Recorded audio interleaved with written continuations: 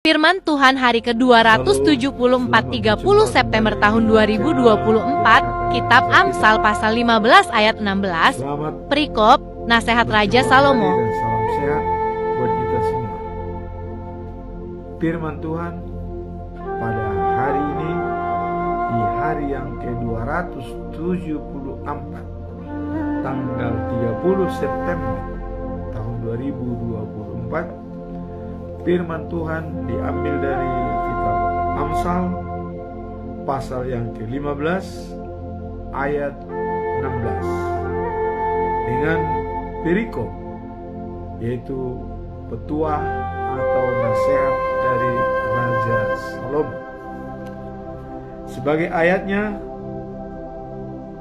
yang itu ayat 16 adalah sebagai berikut: lebih baik sedikit barang dengan disertai takut akan Tuhan daripada banyak harta dengan disertai kecemasan.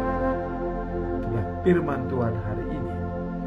Kemudian dalam bacaan pagi diambil dari 2 Korintus pasal 9 ayat 10 sampai dengan 14. Ini merupakan lanjutan dari hari sebelumnya, yaitu bantuan untuk sesama orang Kristen.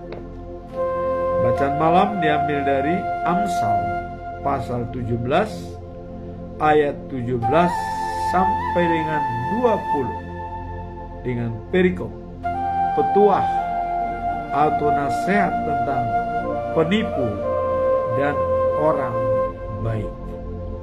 Itulah firman Tuhan pada hari ini.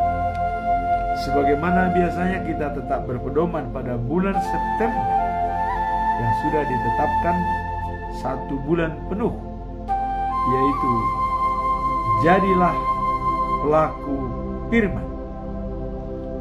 Dalam Yakobus ayat 1 sampai 2 Yakobus pasal 1 ayat 22 itu disebutkan, tetapi hendaklah kamu menjadi pelaku firman dan bukan hanya pendengar saja, sebab kalau bukan demikian maka kamu adalah penipu.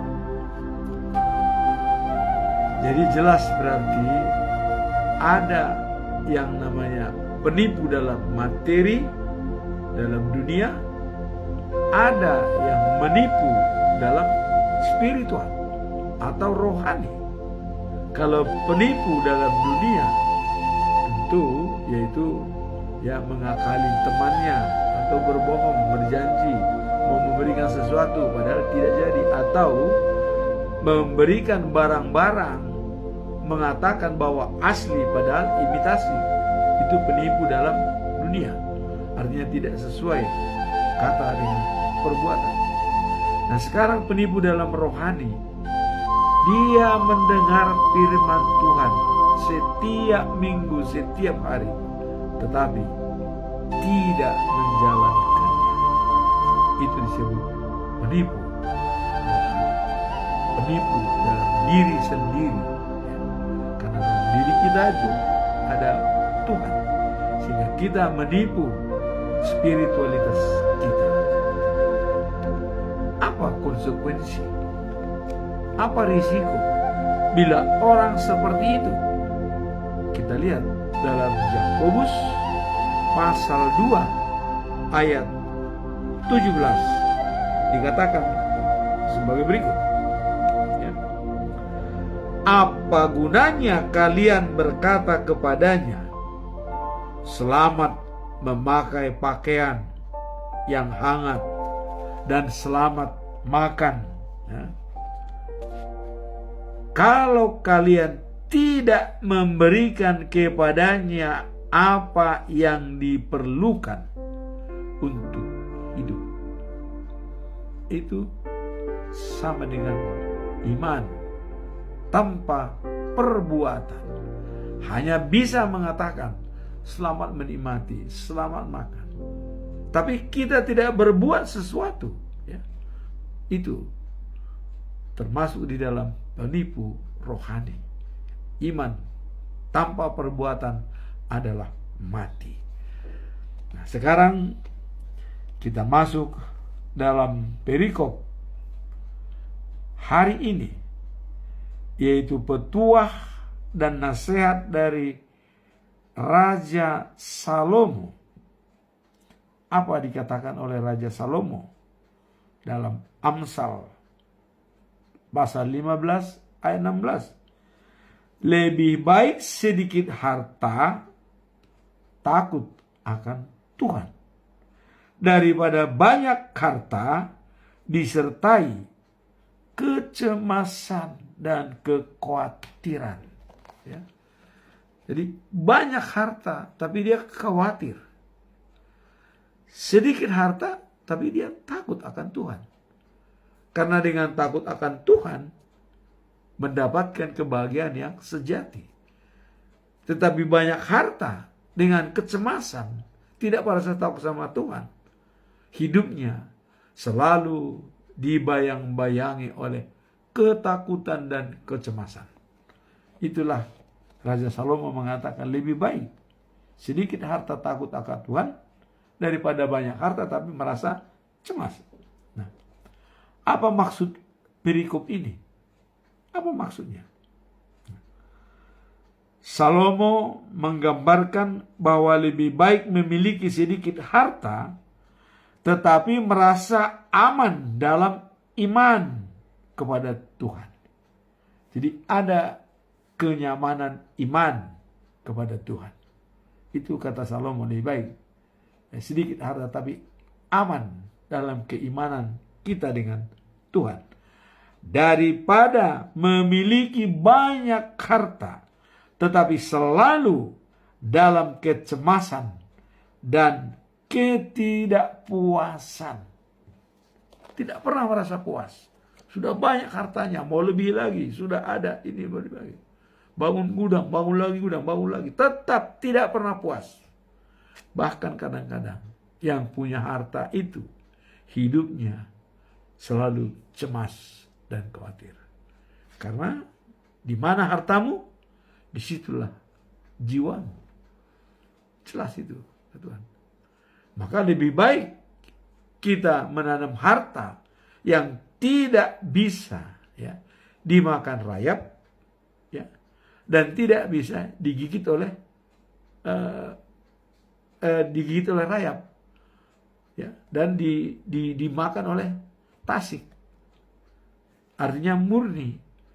Itulah dengan penyimpanan harta kepada Tuhan, persembahan kita setiap kita berdoa dan beribadah kepada Tuhan. Dan persembahan itu dari sejak kita kecil sekolah minggu terkumpul begitu banyak. Itu tidak pernah kita ambil, kita pinjam. Saya sudah diberikan pinjam, enggak. Apa yang sudah kita serahkan itu adalah harta yang kita miliki yang sebenarnya. Kalau ada di bank miliaran rupiah selamat, itu bukan milik kita. Yang milik kita, yang kita tanam dalam persembahan setiap hari. Maka dikatakan selalu lebih baik sedikit harta, takut akan Tuhan, daripada banyak harta, tetapi cemas. Kenapa? Karena tidak di dalam Tuhan. Selalu merasa tidak puas.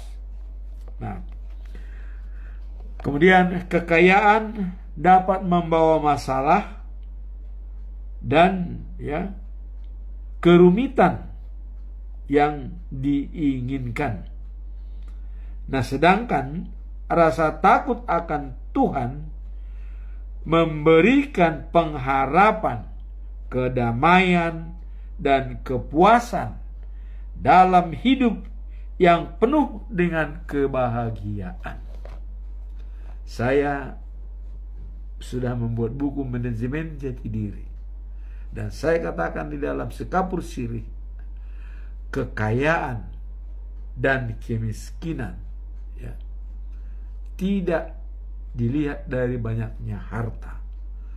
Tetapi kekayaan dan kemiskinan dilihat dari banyaknya pergaulan hubungan baik dengan orang. Ya. Dan sasaran kita adalah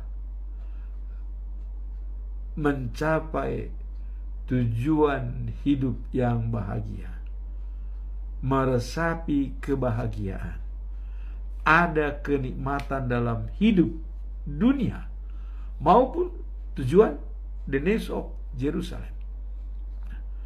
Dan tugas kita meyakinkan diri sendiri dulu. Kita harus yakin, seyakin-yakinnya bahwa kita memiliki Tuhan. Itu dulu. Kemudian kita harus memberikan keyakinan kepada semua orang.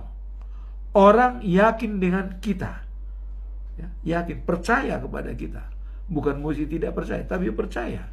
Tentu dengan keyakinan dari orang-orang. Kemudian kita juga harus bisa meyakinkan Tuhan bahwa keberadaan kita adalah seperti ini. Nah, maka kuncinya ada keyakinan adalah kunci dari segala-galanya. Keyakinan kitalah yang melepaskan kita dari belenggu-belenggu yang membahayakan kita. Keyakinan, iman, ya, tanpa perbuatan tadi mati. Kemudian sola fide, kita dibenarkan oleh Tuhan karena iman percaya. Ya. Nah, kemudian dalam Yohanes pasal 6 ayat 35, Yesus mengatakan, Akulah roti dan hidup. Setia, ya, dan yakin kepada saya tidak pernah kelaparan. Nah, kemudian percaya kepada saya, kata Yesus, tidak pernah kehausan. Kenapa digambarkan haus dan lapar terhadap jaminan dari Yesus sebagai hidup? Karena itulah yang membuat kita hidup dalam fisik. Dalam fisik kita, jasmani kita. Kalau kita tidak makan dan minum, tidak bisa hidup. Nah, sekarang kehidupan itu untuk selamanya diberikan oleh Yesus. Akulah roti dan hidup. Percaya dan yakin kepada saya. Tidak akan kelaparan, tidak akan kehausan. Itulah cita-cita kita di the news of Jerusalem. Jadi tempat kita bukan dunia ini. Tempat kita ada, disediakan oleh Tuhan. Nah, makanya dikatakan lebih baik harta sedikit tapi takut akan Tuhan. Dan Amsal 1 itu dikatakan takut akan Tuhan adalah permulaan dari segala pengetahuan.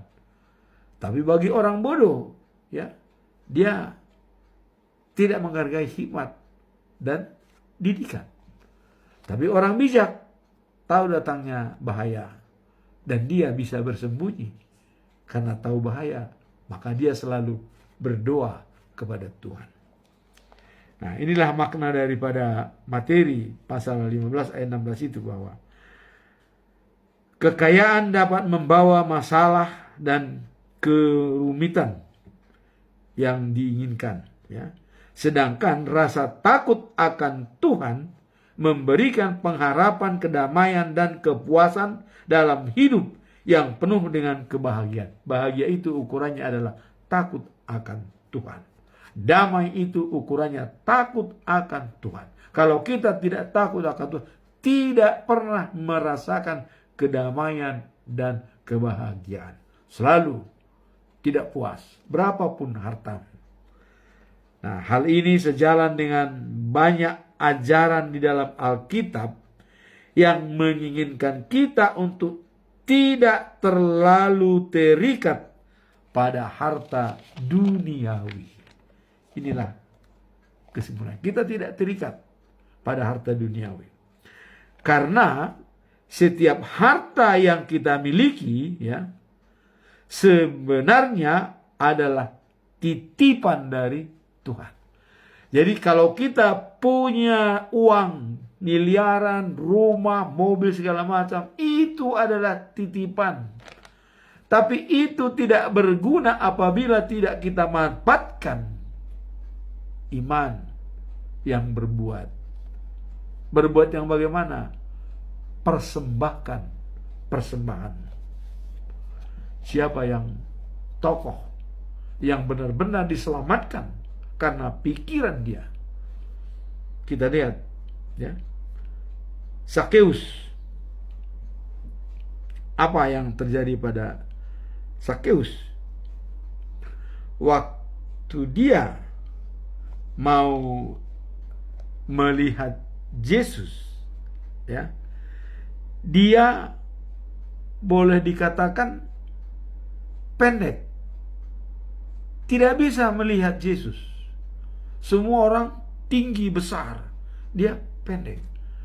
Akhirnya dia pergi ke pohon, memanjat pohon supaya bisa melihat Yesus. Datang Yesus, Sakeus, saya tahu siapa kau. Dia pemungut cukai, ya, yang dibenci oleh orang lain. Saya akan mampir ke rumahmu, kata Yesus. Sakeus turun, berlari dia menunggu di rumah. Dia tidak menemui Yesus, tapi berlari ke rumahnya, karena Yesus mengatakan, saya akan mampir ke rumahmu. Ditunggu di depan pintu rumah, Yesus datang. Apa yang disampaikan oleh Sakeus? Tuhan, separuh harta saya berikan kepada orang miskin. Kemudian dikatakan, kalau ada orang yang saya tipu dalam memungut cukai, saya akan bayar 4 kali lipat. Inilah pikiran yang benar-benar merasakan bahwa takut akan Tuhan benar-benar dengan harta yang ada padanya. Maka Yesus mengatakan, Sakeus, hari ini kamu dan keluargamu diselamatkan, masuk surga. Padahal itu baru pikiran. Jadi pikiran kita pun itu dihargai oleh Tuhan. Belum melaksanakan, itu sudah dihargai. Kenapa? Ada niat baik pada kita. Daripada kita merencanakan hal-hal yang tidak baik, yang dibenci oleh Allah. Dalam Amsal 16 ayat, ya, ayat 17 sampai 19, ya. Nah, kita lihat itu. Amsal 6 sampai 16 sampai 19. Amsal 6 ayat 16 sampai 19, ya. Hal-hal yang dibenci oleh Tuhan Allah. Nah, kemudian dalam Pengkhotbah, ya, pasal 5 ayat 10 dikatakan, Salomo mengatakan, siapa, ya, yang menintaskan uang tidak akan puas. Siapa akan mencintai uang, ya, tidak akan puas dengan uang. Dan siapa mencintai kekayaan tidak akan puas dengan kekayaan. Apa maksud perikop ini? Ini menekankan bahwa, ya, pencarian harta yang berlebihan hanya akan membawa ketidakpuasan, penuh kecemasan, karena mengejar harta dapat mengakibatkan stres. Mengejar harta bisa stres, ya. Kalau dapat masih baik, kalau tidak dapat berpikir 10 kali lipat. Apalagi sudah dijanjikan hal-hal yang sudah direncanakan, bisa menghadapi stres. Nah, dan mengabaikan aspek-aspek spiritual dalam hidup kita. Nah, jadi ini sesuai dengan Amsal 15 ayat 16 tadi, ya, bahwa lebih baik sedikit harta tidak dan takut akan Tuhan daripada banyak harta tapi cemas.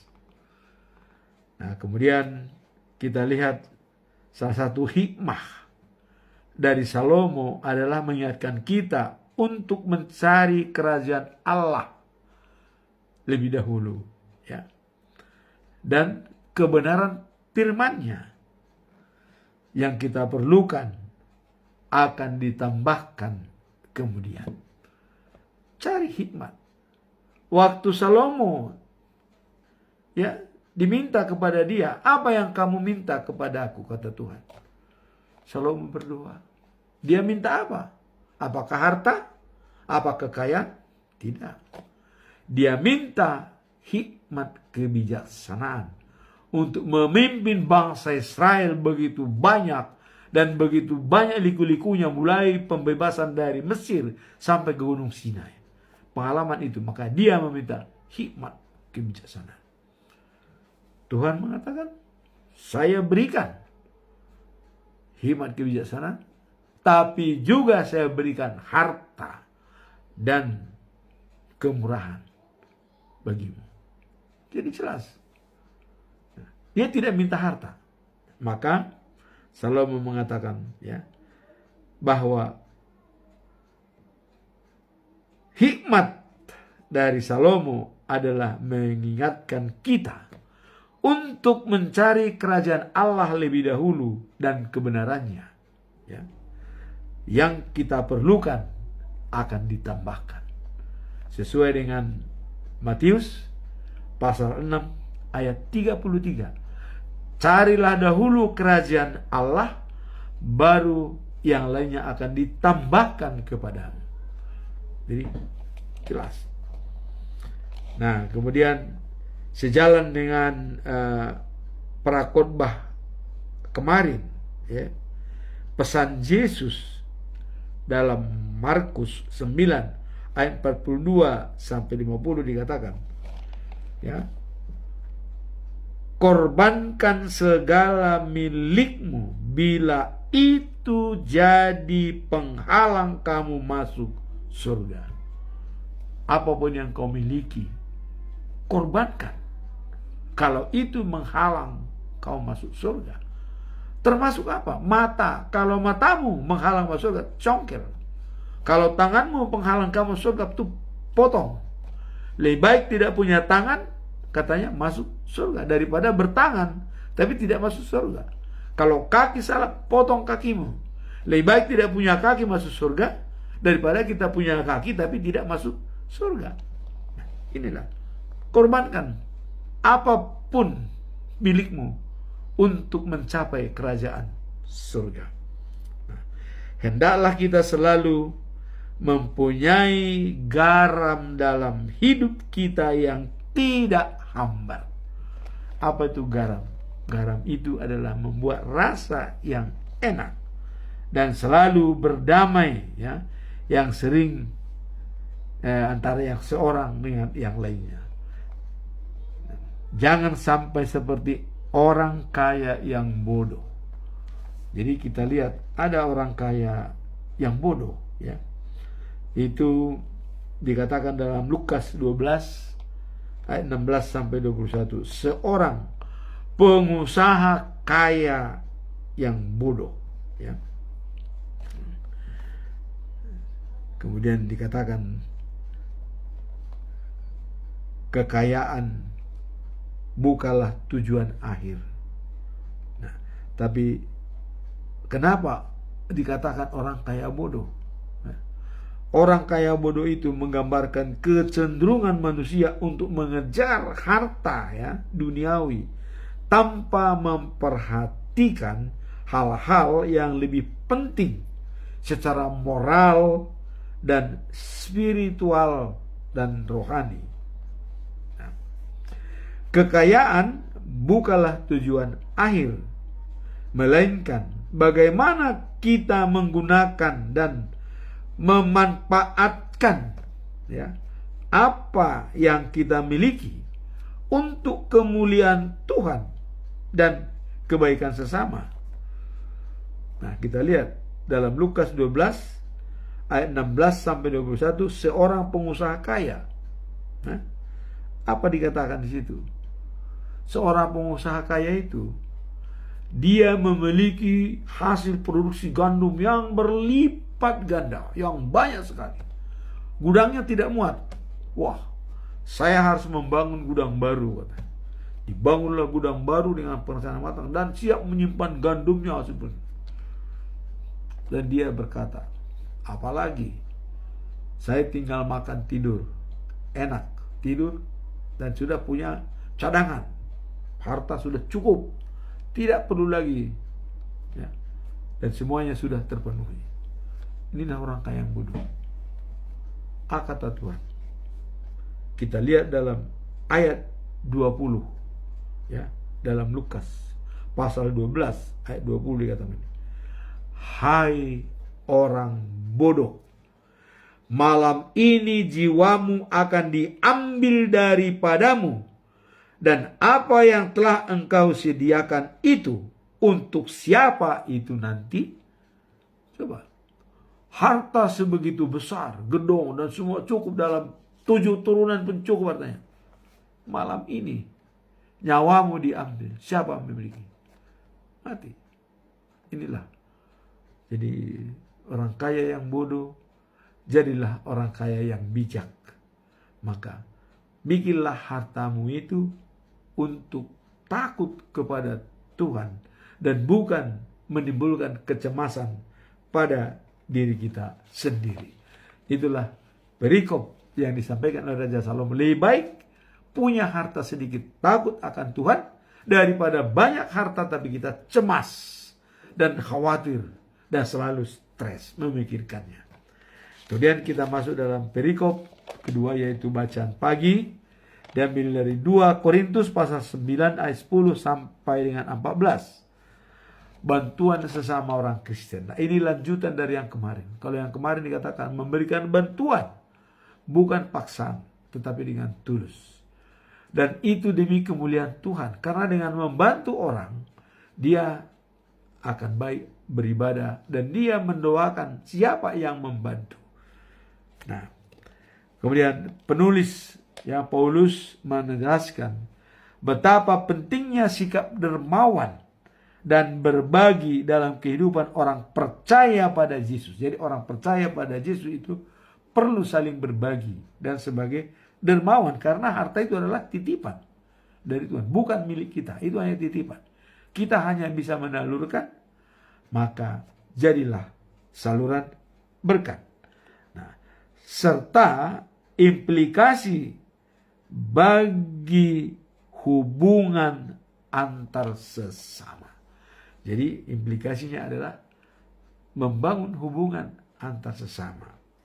Nah, melalui ayat-ayat ini kita diingatkan bahwa Tuhan yang akan memberikan, bahwa Tuhan yang akan memberikan benih kepada penabur, ya, juga akan melimpahkan berkat dalam bentuk hasil bagi mereka yang murah hati. Kemarin kita mengatakan, yang menabur sedikit akan menuai sedikit. Yang menabur banyak akan menuai banyak. Sekarang dikatakan, dari siapa benih itu? Tuhan.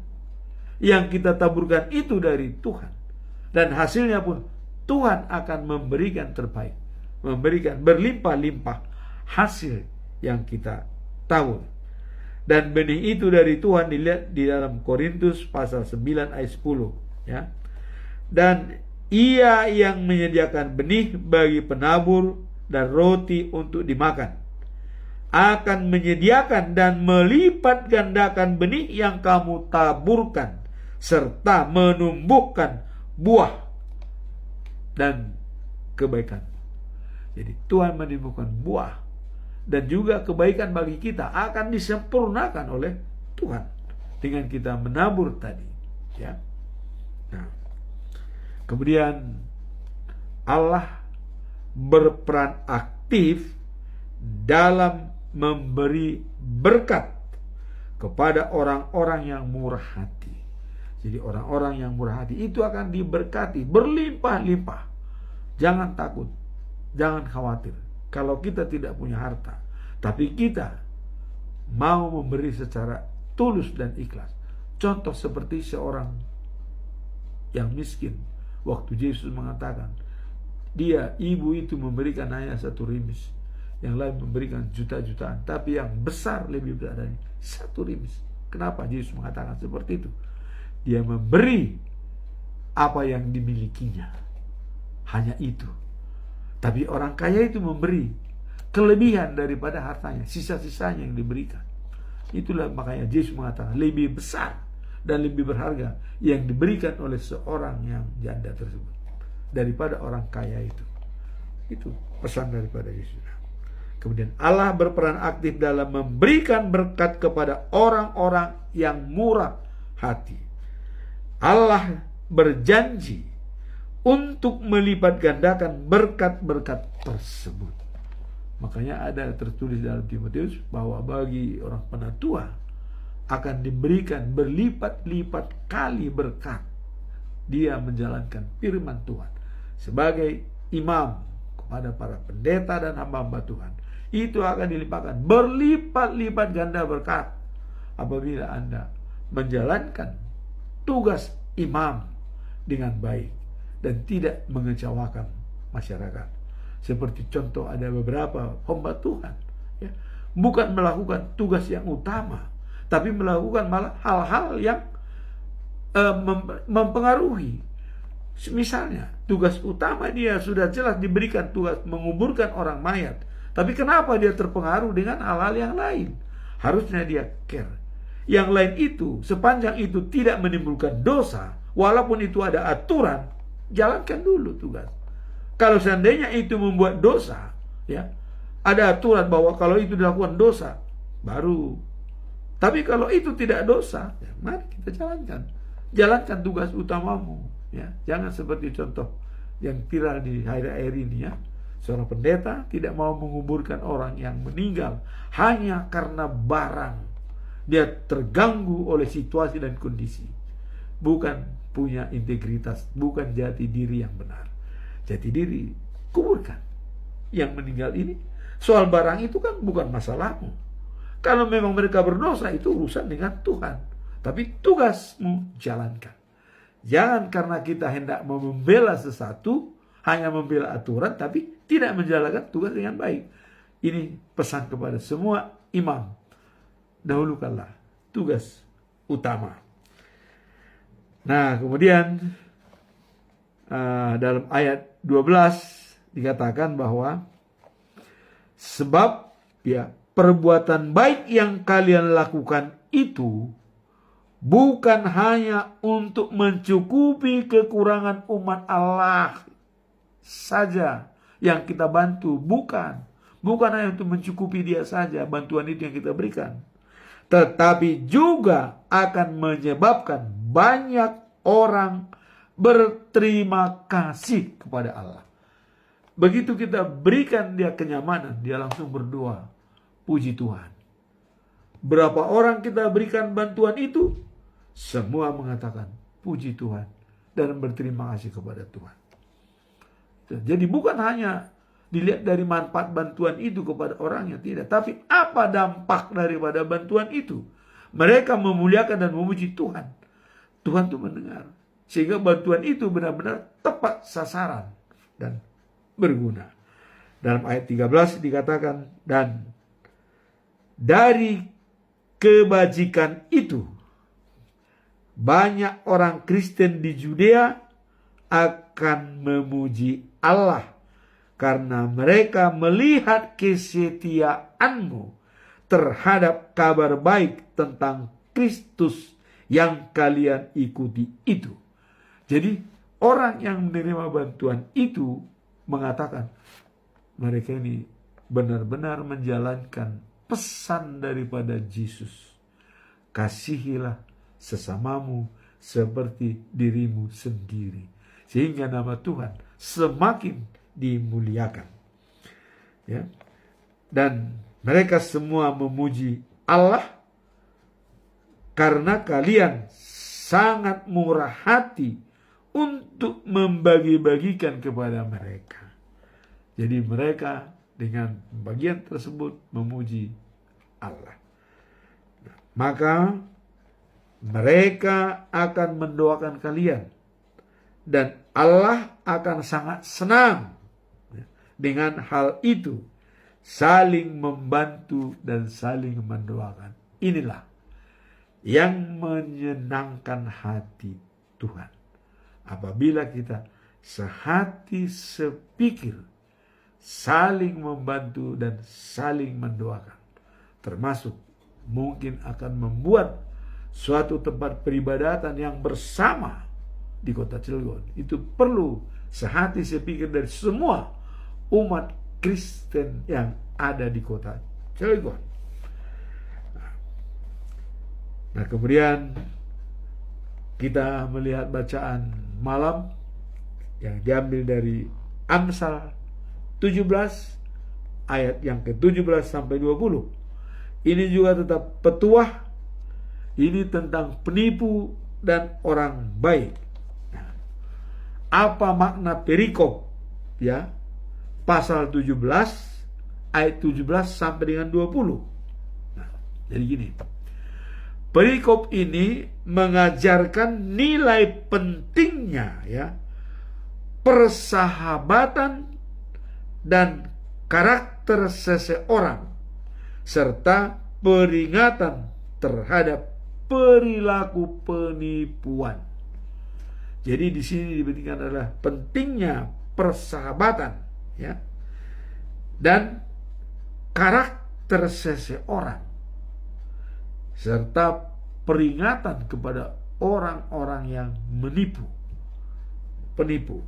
Nah, dalam ayat tersebut ya, tampak betapa seorang teman, kalau ada seorang teman yang baik, itu selalu menunjukkan kasih bahkan di saat-saat sulit.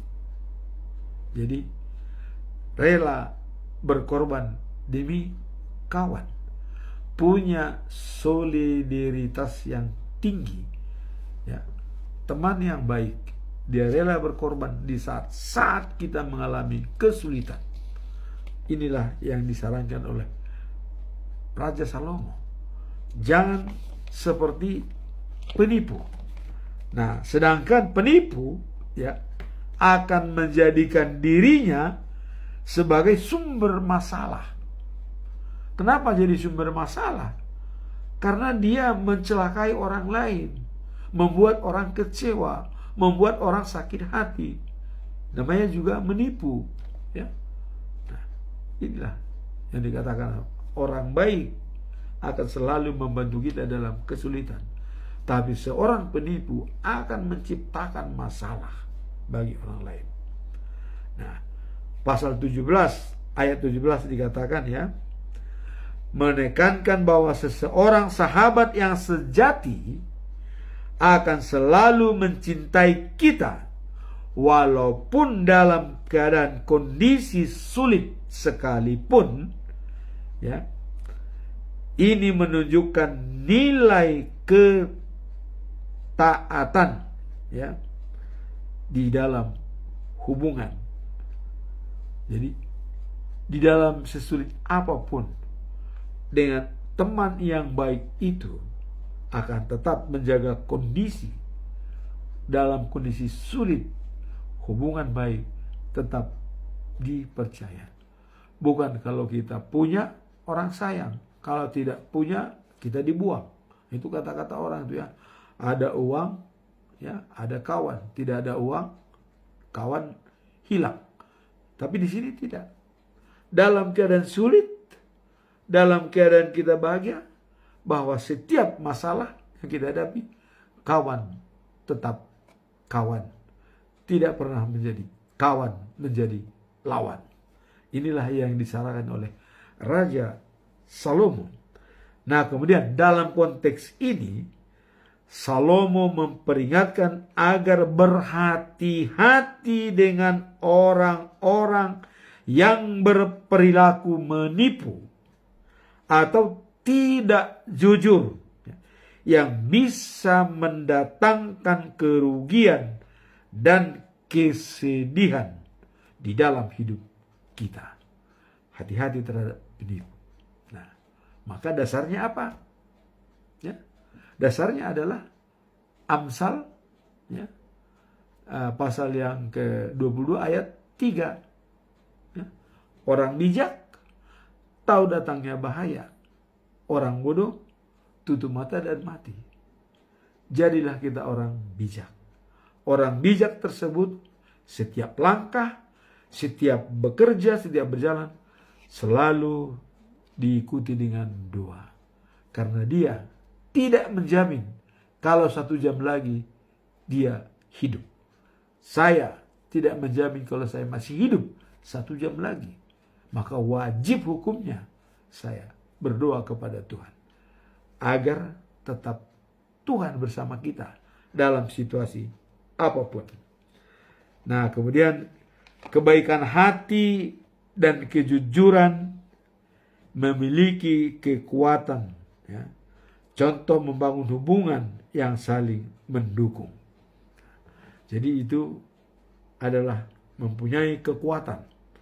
Dan kalau kita lihat dalam pasal 17 ayat 20, ya, juga menyoroti bahwa hati yang kelalaian akan penuh kebohongan, ya, dan membawa kepada kerugian.